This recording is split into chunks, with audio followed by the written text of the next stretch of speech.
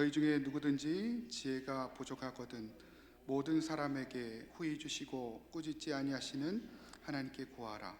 그리하면 주시리라. 오직 믿음으로 구하고 조금도 의심하지 말라. 의심하는 자는 마치 바람에 밀려 요동하는 바다 물결 같으니 이런 사람은 무엇이든지 주께 얻기를 생각하지 말라. 두 마음을 품어 모든 일에 정함이 없는 자로다. 낮은 형제는 자기의 높음을 자랑하고 부한 자는 자기의 낮아짐을 자랑할지니 이는 그가 풀의 꽃과 같이 읽겠습니다. 시작. 해가 돋고 뜨거운 바람이 불어 풀을 말리면 꽃이 떨어져 그 모양의 아름다움이 없어지나니 부한 자도 그 행하는 일에 예와 같이 쇠잔하리라. 아멘. 우리가 야고보서 강의를 우리가 세 번째 시간을 맡고 있습니다. 성경은 옛날에 일어난 이야기에서 그치는 것이 아니라 오늘 우리 삶 가운데 말하는 하나님의 말씀입니다. 그래서 성경의 이야기를 현실로 끌고 오는 것이 너무 중요한 거죠. 이 목회자, 이 목사의 역할 중에 하나가 바로 그런 것입니다. 적용이죠. 나의 삶에 과연 어떤 의미가 있는 것인가? 오늘 하나님은 왜 야고보서 말씀을 우리 가운데 들려주실까? 우리가 함께 고민하는 시간이 되었으면 좋겠습니다. 왜 과연 하나님의 말씀 행함이 없는 믿음이 죽은 믿음이라 하는 이 말씀이 오늘 나의 삶에 어떤 의미가 있는 것인가? 우리가 생각해보는 시간이 되었으면 좋겠습니다. 여러분, 미국 플로리다에 가면 머리 없는 닭 마이크의 날이라는 날이 있다고 합니다. 여러분, 이 날의 기원은 이렇습니다. 좀 특이한 날이죠. 어느 날 이 마이크란 사람이 이 장모님이 집에 오신 거예요. 그래서 저녁 식사를 위해서 닭을 잡는데 이 머리를 붙잡고 이제 내려치는 순간 이 장모님이 이 머리 부분을 좋아하시는 거죠. 그래서 최대한 이 목을 남기기 위해서 이 도끼로 내려쳤는데 최대한 남기려고 하다 보니까 대동맥을 남겨두게 되었다는 것이죠. 대동맥 부분을 비껴갖고 머리가 잘린 닭은 죽지 않고 다른 닭들과 함께 걸어 다니는 것이었습니다. 마치 아무 일도 없었다는 듯이 그렇게 걸어 다니는 것이었습니다. 주인은 막 너무 미안한 마음이 드는 거예요. 그리고 곧 죽겠지 하는 마음으로 그냥 내버려 두었다는 것입니다.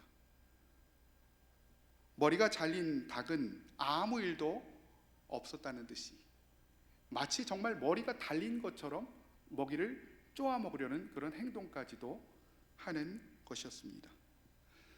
주인은 너무 미안한 마음에 식도로 음식을 조금씩 넣어주게 되었던 것입니다.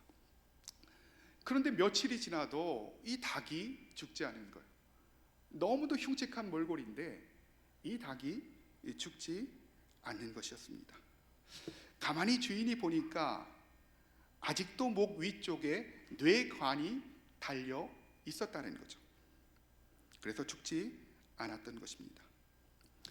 얼마가 되지 않아서 동네 전체에 이 머리 없는 닭의 실체는 퍼지게 되었습니다. 많은 사람들이 이 닭을 보기 위해서 몰려들어왔고 또한 공연까지 하게 되었다는 것입니다. 그렇게 무려 1년 6개월을 살면서 사람들의 돈벌이로 이용이 되었습니다. 여러분, 이 이야기는 영화로까지 만들어지게 되었죠. 그리고 이 닭의 동상을 우리는 플로리다에 가면 볼 수 있습니다. 합동신학대학원 이승구 교수님이란 분이 1세기 야고보, 오늘을 말하다. 1세기에 살던 야고보가 오늘의 성도들에게 말하는 그 책에서 이렇게 얘기합니다. 행함이 없는 믿음을 이야기하면서 이것이 마치 목이 잘린 채로 돌아다니는 닭과 같다, 그렇게 표현했습니다. 생명은 희미하게 남아있지만 외적인 능력, 외적인 힘에 의해서만 겨우겨우 살아갈 수 있는 너무도 안타까운 그 닭의 모습이 마치 오늘날 성도들의 모습과 너무도 닮아 있다는 것입니다. 어디로 달려가고 있지만 내가 어디로 가는지도 알지 못하고 내가 무엇을 먹는지도 알지 못하는 그런 비참한 삶을 우리는 걸어갈 수 있다는 것입니다.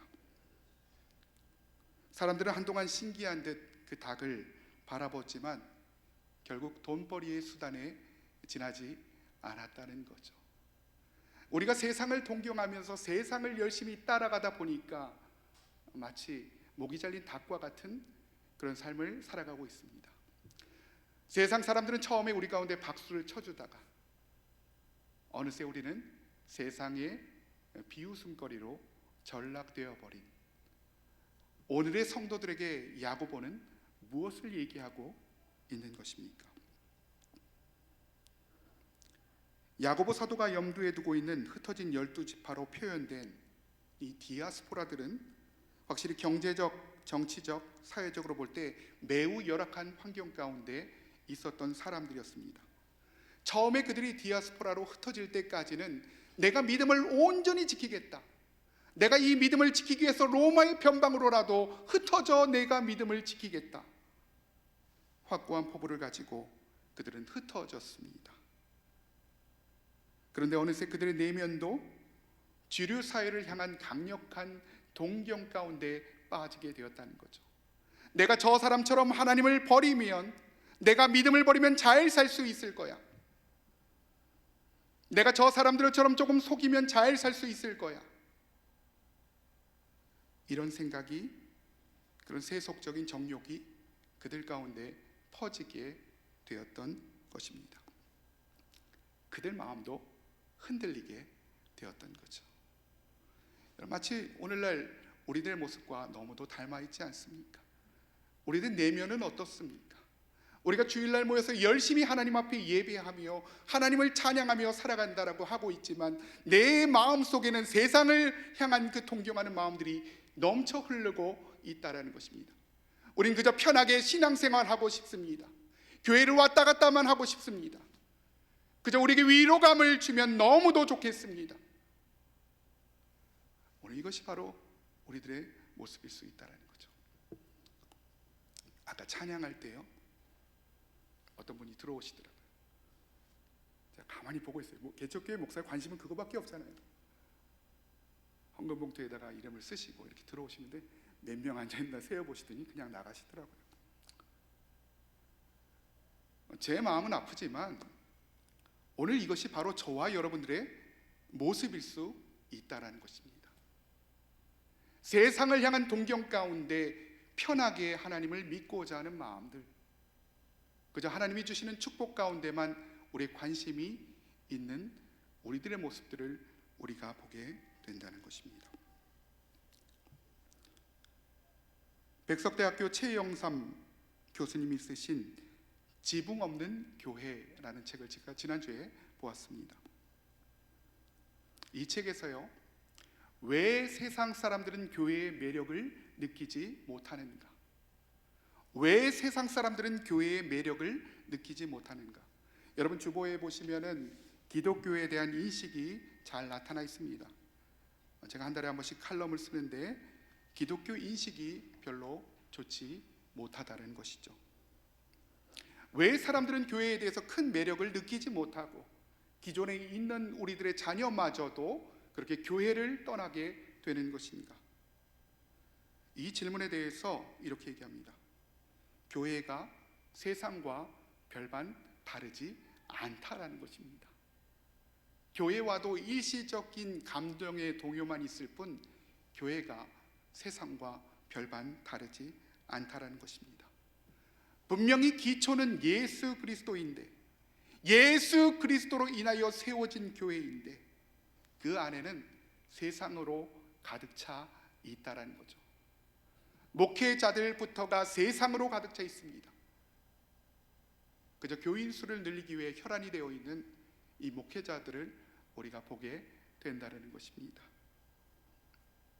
그 이유는 바로 지붕이 없기 때문이라는 것입니다.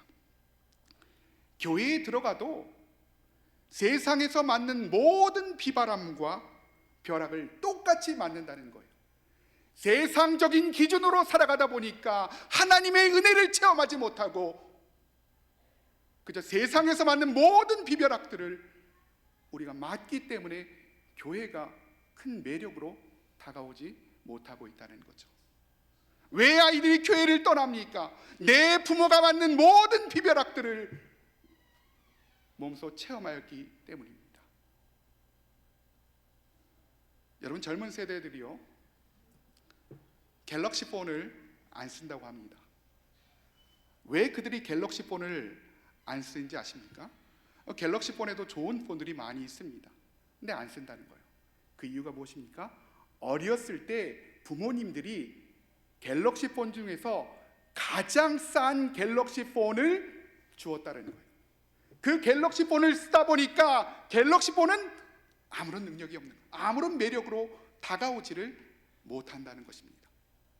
20, 30대들은 전부 아이폰을 씁니다.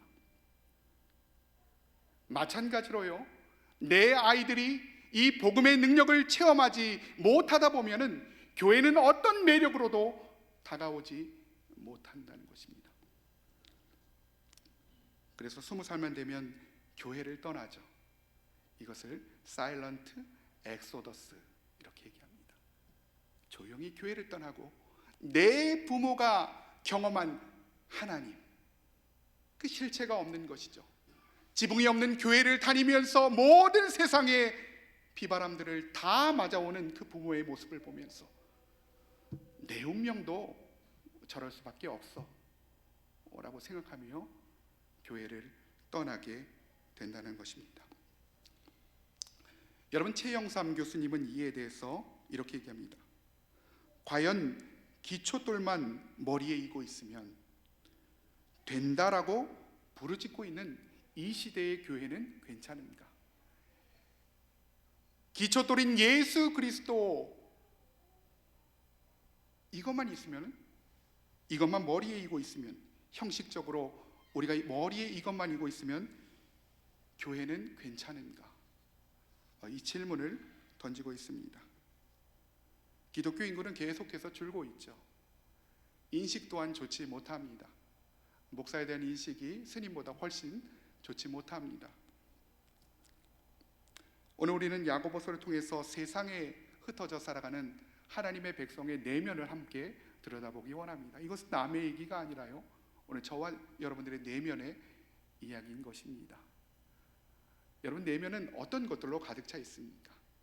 우리가 하나님을 믿는다고 하면서 어두움이 우리 가운데 가득 드리워져 있는 것들을 우리가 보게 된다는 것입니다. 아무런 능력이 없이 우리를 하루를 우리가 살아가기도 한다는 것입니다. 오늘 우리가 살펴보고 있는 이 야고보서는 예수님의 부활 승천 이후 약 20년 정도가 흐른 이후에 당시 예루살렘 교회의 지도자 중에 하나였던 야고보 장로가 로마 제국에 흩어져 살아가던, 처음에는 그들의 믿음을 붙잡고 온전하게 살아가기 원했던 그들, 그러나 변방 가운데에서 세상을 따라가던 그들 가운데 외치고 있는 그 말씀이 바로 오늘 이 야고보서의 말씀이다라고 그렇게 이야기하고 있는 것입니다. 마치 목이 잘린 채로 돌아다니는 닭과 같이 흩어져 살아가는, 어떠한 능력으로 우리가 살아가고 있습니까? 어떤 그리스도의 권세의 능력을 우리가 체험하고 있습니까? 예수가 살아계시다는데 그 살아계신 예수를 우리가 체험하고 있습니까? 세상의 조롱거리로 전락해버린 목이 잘린 채로 돌아다니는 닭과 같은 그 행함이 없는 믿음에 대해서 오늘 경고하고 있다는 것입니다. 오늘 우리가 이렇게 힘없이 살아가고 있는 이유는 바로 행함이 없는 믿음 때문입니다. 우리가 예수 그리스도를 진정으로 사랑한다면, 우리가 구원받은 사람이라면 그 지표는 바로 행함이 있는 믿음일 것입니다. 야고보는 믿음에 대한 반응이 바로 행함이다. 우리가 진정으로 예수 그리스도를 믿었다면 행하게 된다는 것이죠. 은혜에 대한 반응이 바로 행함이다. 내가 은혜 받은 사람이라면 온전히 하나님 앞에 행하게 된다. 즉 칭의에서 멈추는 것이 아니라 바로 구원 이후의 삶에 대해서 얘기해주고 있다는 것입니다. 우리가 예수 그리스도를 주로 고백하면 의롭다, 칭하여 주셨다. 로마서 1장 17절의 말씀이죠. 내가 예수 그리스도를 주로 고백하면 하나님이 죄인인 우리를 의롭다, 칭하여 주셨다. 제가 예전에 부교육자 할 때 신방을 가서 여쭤보면 이 질문에 대답을 못합니다. 여러분 의인이십니까? 거의 한 80%가 나는 의인이 아니라는 거예요. 저희 교구만 한 1000명 정도가 됐거든요. 신방을 막 자주 다녀요. 하루에도 8건 9건씩 다닙니다. 제 질문합니다. 의인이십니까? 의인이 아니라는 거예요. 예수 그리스도를 내가 구주로 영접하는 순간 우리를 의롭다 칭하여 주셨다. 이것이 바로 칭의죠. 그리고 성화의 단계까지 우리를 끌고 가시는 것입니다. 이것은 바로 성도의 견인이다. 우리가 천국 가는 그날까지 우리를 끌고 가신다. 이것이 바로 기독교의 핵심 교리 중에 하나입니다. 오늘 우리는 본문을 통해서 몇 가지로 중요한 인생의 적용점들을 함께 나눠보기 원합니다. 오늘 본문을 한번 보시죠. 오늘 본문을 보면은 오늘 이 5절 보니까 이런 말씀이 있습니다. 너희 중에 누구든지 지혜가 부족하거든. 너희 중에 누구든지 지혜가 부족하거든. 여러분 여기서 지혜라는 단어를 원어적으로 풀어보니까요, 올바른 행동을 위해 필요한 마음과 정신의 재능이다 이렇게 얘기합니다. 올바른 행동을 하기 위해서 필요한 마음, 내가 올바른 행동을 하기 위해서 하나님과 사람 앞에서 교회 앞에서 올바른 행동을 하기 위해 필요한 마음과 정신적인 재능 또한 우리 가운데 필요한 것입니다. 이것이 바로 지혜다라고 얘기하고 있죠. 솔로몬도 하나님 앞에 지혜를 구했습니다. 나는 아이라 출입할 수 없습니다. 올바른 것들을 선택할 능력이 없습니다. 그렇게 얘기했죠. 그래서 나에게는 그런 선한 마음과 재능이 필요합니다. 그렇게 이야기했던 것입니다. 우리가 알고 있는 우리를 향한 하나님의 뜻이 4절 가운데 나와 있습니다. 우리가 지난 시간에 살펴본 대로 우리가 조금 인내한다면, 우리가 고난의 순간에, 고통의 순간에 우리가 이해할 수 없더라도 조금 인내한다면 하나님은 우리의 인내를 온전히 사용하시고 우리를 구비시켜서 온전한 성도가 되게 하신다. 이것이 바로 우리를 향한 하나님의 뜻인 것입니다. 그래서 오늘 본문은 우리가 인생을 살아갈 때 우리 가운데 지혜가 필요하거든, 우리 가운데 올바른 행동을 할 수 있는 그 마음의 상태가 필요하거든, 그 재능이 필요하거든, 아버지 하나님 앞에 구하라 라고 얘기하고 있는 것입니다. 하나님은 우리가 그것들을 구하며 나아갈 때, 그 재능을 구하며 나갈 때 우리를 꾸짖지 아니하시고 우리 가운데 그 재능을 주신다. 얼마나 많은 선택의 순간들이 있습니까? 그 순간 가운데 우리가 선택하지 못할 때 하나님 나에게 지혜를 허락하여 주시옵소서. 마치 솔로몬과 같이 나는 아이라 출입을 하지 못합니다. 주님 나에게 그러한 재능을 허락하여 주시옵소서. 그 마음을 허락하여 주시옵소서. 그럼 하나님은 왜 자꾸 나에게 달라고 하느냐 그렇게 얘기하지 않고 우리 가운데 그 재능을 허락해 주신다라고 그렇게 얘기하고 있는 것입니다. 하나님의 백성들은 온전한 삶을 살기 위해 위로부터 오는 그 신령한 지혜가 반드시 필요합니다.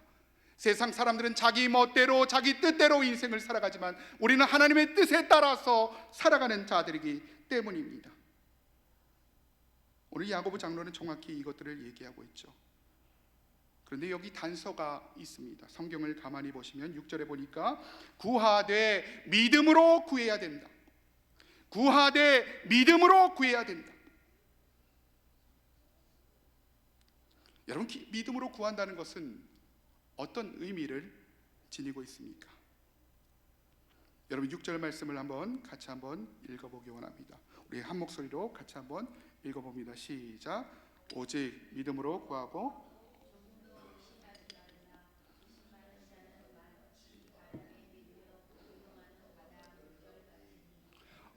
오늘 성경에 보니까 믿음으로 구한다는 것은 조금도 의심하지 않는 것이다. 믿음으로 구하는 것 조금도 의심하지 않는 것입니다. 여러분, 의심하지 않는다라는 것은 어떤 것들을 의미할까요? 마치 내가 상상하고 있는 것들을 막 벽에 그리면서 우리가 벽에 붙이고 기도하며 구할 때마다 그것들이 반드시 이루어질 거야 라고 우리가 생각하는 것, 이것은 자기 암시죠.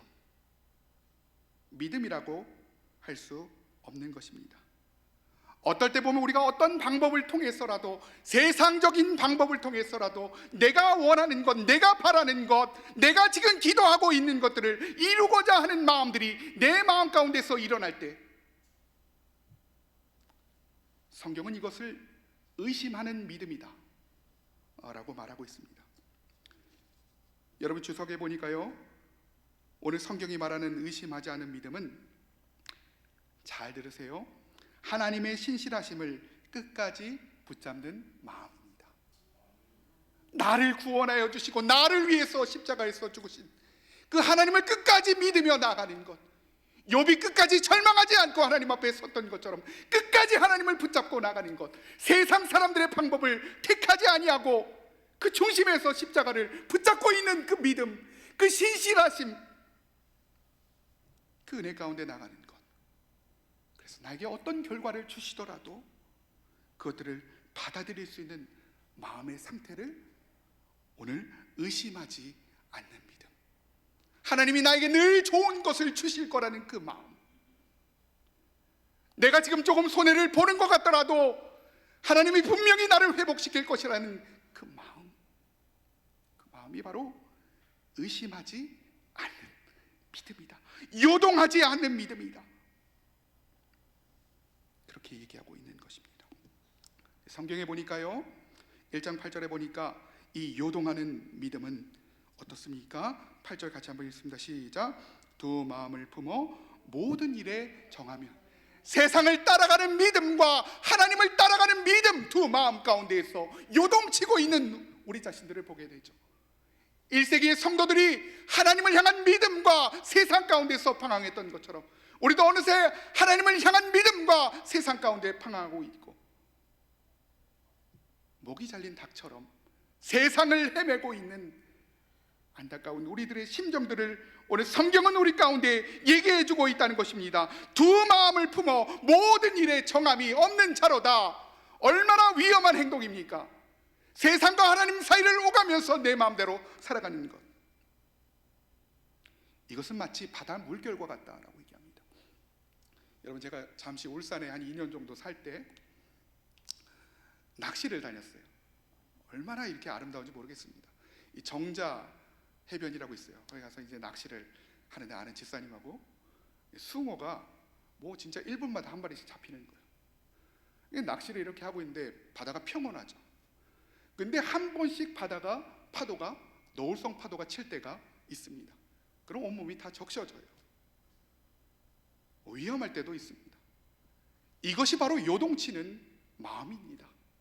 하나님과 세상을 동시에 원하며 살다 보니까 우리가 이런 위기 가운데 처해질 수 있다라고 얘기하고 있는 것입니다. 그 시대의 주류에 밀려서 이리저리 떠다니는 것 같은 그러한 신앙이 바로 오늘 우리의 신앙일 수 있다라고 성경은 말하고 있는 것입니다. 오늘 본문 8절은 이러한 사람을 두 마음을 품은 사람이라고 얘기하고 있습니다. 우리가 하나님 앞에 구할 때 하나님 이것을 주실 것인지 안 주실 건지 알지 못하지만 그냥 내가 한번 이야기해 보겠습니다. 내가 원하는 것, 내가 바라는 것, 세상의 관점에서 옳은 것들을 내가 지금 얘기하며 나가겠습니다. 이것은 바로 두 마음을 품은 채 기도하는 것이다. 그렇게 말하고 있는 것입니다. 성경은 우리가 구하고 있는 세속적인 것들을 주시겠다라고 이야기한 적이 죄송하지만 없습니다. 우리가 하나님을 믿으며 살아가도 가난할 수 있다라는 것이죠. 그 가난 가운데서 우리가 예수를 바라보게 된다는 것입니다.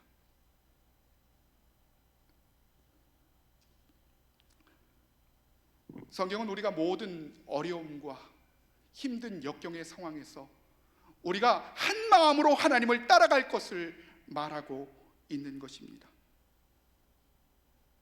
그렇기 때문에 우리는 하나님의 뜻에 맞는 기도를 해야 되는 것이며, 하나님의 해결책, 하나님의 방법을 간구하는 인생을 살아가야 한다는 것입니다. 오늘 저와 여러분 가운데 이러한 인생이 펼쳐지기를 주님의 이름으로 축원합니다. 오늘 본문 7절을 보니까 이런 기도하는 사람에게 이렇게 얘기하고 있습니다.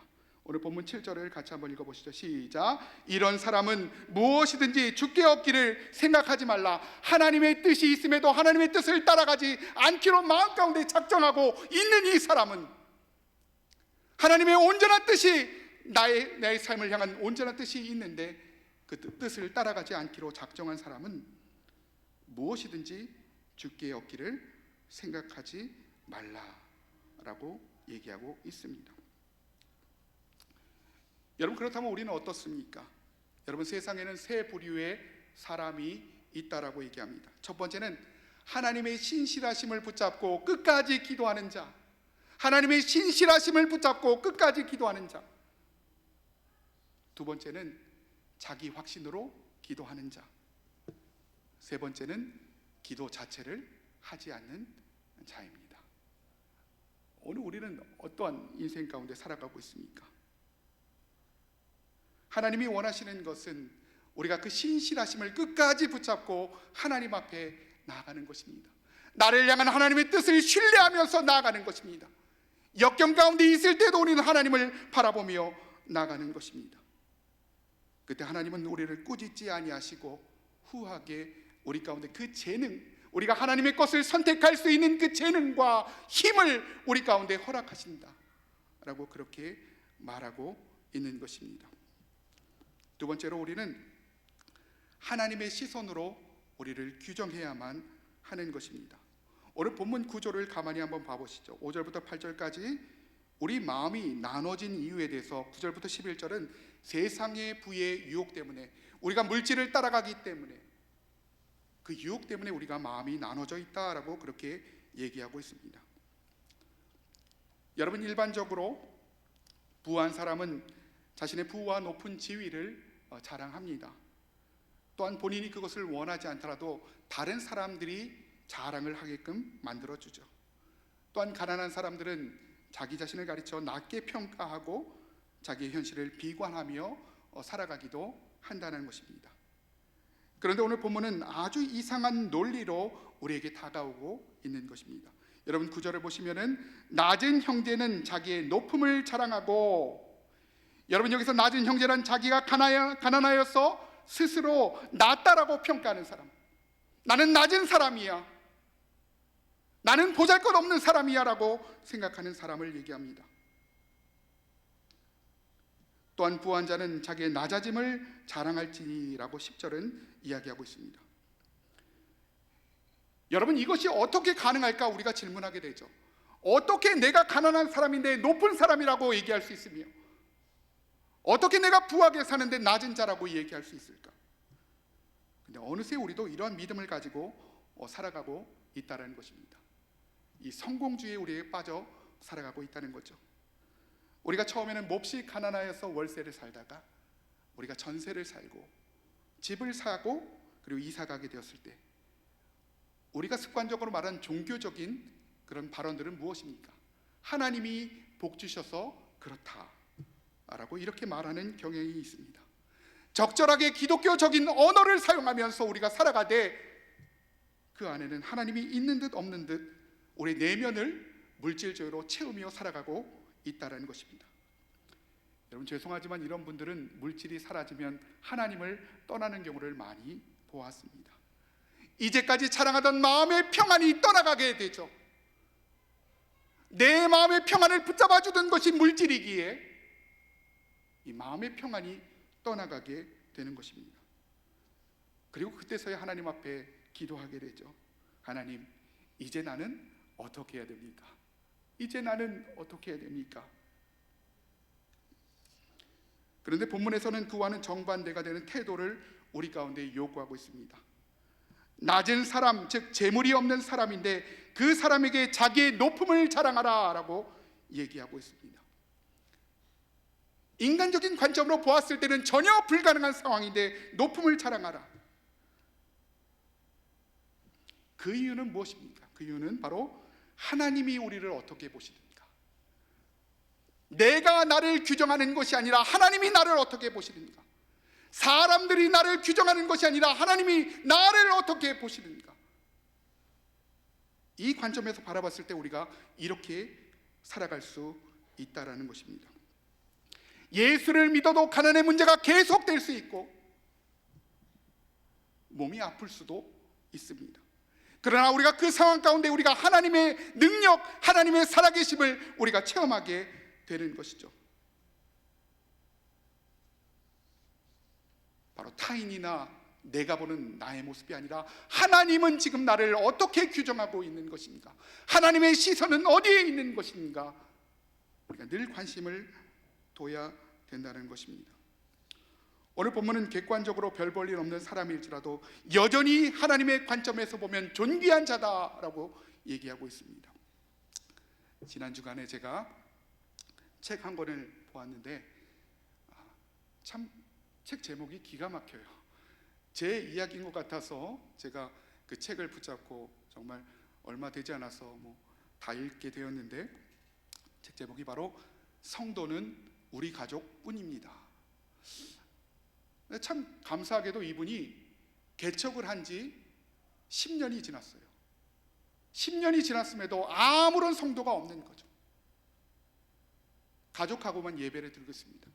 근데 그 상황 가운데 하나님의 은혜를 발견하게 되고 하나님의 뜻을 발견하게 되고 교회를 유지하면서 살아가고 있는, 자신의 신앙을 고백하고 있는 그런 모습을 보면서 얼마나 많이 부끄러운지 모릅니다. 나도 어느샌가 세상의 그 물질주의에 빠져 있구나, 성도들이 없는 것에 실망하며 살아가고 있구나, 저의 모습을 돌아보는 그런 시간이 되었습니다. 성경은 가난한 형제가 진짜 예수님을 믿는 사람이라면, 그의 의식이 온전히 하나님을 바라보고 있다면 절대로 좌절하지 않고 절망하지 않는다라고 그렇게 얘기하고 있습니다. 그래서 오늘 본문은 이렇게 얘기하죠. 가난한 사람은 자기의 높아짐을 자랑하는 것이 아니라 자기의 높음을 자랑하라. 내가 높아질 것이기 때문에, 하나님이 나를 부하게 하실 것이기 때문에 자랑하라, 이것이 아니라 자기의 높음을 자랑하라. 나는 높은 자라는 거예요. 내가 하나님을 믿으며 살아가는 그 자체가 바로 높은 자라는 것입니다. 하나님과 교통하고 있는 그 자체가 바로 높은 자라는 거예요. 우린 그것을 까먹고 내 마음대로 세상을 따라가고 물질주의에 빠져 있지만, 내가 존재하고 있는 이 자체, 자기의 높음을 자랑하라. 오늘 성경은 그렇게 얘기하고 있는 것입니다. 오늘 흩어진 성도들의 본질적인 문제는 무엇입니까? 박해가 아니었습니다. 그들의 망가진 내면이었다는 거예요. 세상을 따라가고 싶은 마음, 세상을 동경하는 마음, 어느새 부한 자들을 따라가고 싶은 마음, 그 망가진 내면이 그들 가운데 있었다는 것입니다. 오늘 성경을 보니까 11절 가운데 이렇게 얘기하고 있습니다. 해가 돋고 뜨거운 바람이 불어 풀을 말리면 꽃이 떨어져 그 모양의 아름다움이 없어지나니 부한 자도 그 행하는 일에 이와 같이 쇠잔하리라. 호세아서는 이렇게 얘기하고 있습니다. 13장 15절에 보니까 그가 비록 형제 중에 결실하나 동풍이 오리니 곧 광야에서 일어나는 여호와의 바람이라. 우리가 아무리 자랑하며 살아도, 우리가 아무리 우리의 물질을 자랑하고 우리의 건강을 자랑하고 우리의 관계를 자랑하며 살아갈지라도 여호와의 동풍이 한순간에 불어지면 모든 것들이 날아가게 됨을 경고하고 있는 것입니다. 아무리 열심히 살아가 보십시오. 여호와의 동풍이 불어지면 모든 것들이 날아가게 되는 것이죠. 사람들은 보통 돈이 많으면 높다라고 생각하고 돈이 없으면 낮다라고 생각합니다. 목회자들도 마찬가지죠. 성도가 많으면 성공했다라고 하고 책을 쓰고 매스컴을 탑니다. 근데 그 마음 가운데 아무리 진실 어린 마음으로 목회를 하더라도 성도가 없으면 그 목회자는 실패한 목회자다라고 평가되는 경우가 거의 대부분입니다. 저는 그래서 이 책이 너무도 소중한 책 같아요. 많은 사람들이 읽어야 되는 책인 것 같습니다. 말씀을 정리합니다. 우리를 규정할 수 있는 것은 어떤 시선도 아니라 바로 하나님의 시선입니다. 다른 사람의 시선도 아니고 내가 나를 바라보는 시선도 아니라 하나님은 나를 어떻게 보고 계시는가? 오늘 하나님은 나의 가정을 어떻게 바라보고 계시는가? 하루하루를 최선을 다해서 살아가고 있는 것인가? 하나님을 온전히 믿는 자들이라면 하루하루를 하나님 앞에 경건하게 최선을 다해서 맡겨진 사명을 향하여 달려갑니다. 그러다가 어느샌가 나에게 물질이 주어졌을 때 우린 그 물질을 가지고 어떻게 하나님 앞에 쓸 수 있는 것인가 고민하며 살아가야만 하는 것이죠. 주변의 사람들을 돌아봐야 되는 것이고 어려운 이웃들에게 향하여 그들의 손을 붙잡아 줘야만 한다는 것입니다. 이것이 바로 하나님의 뜻대로 사는 삶입니다. 하나님의 시선, 그 시선을 바라보며 살아가는 저와 여러분들이 되시기를 주님의 이름으로 축원합니다. 주님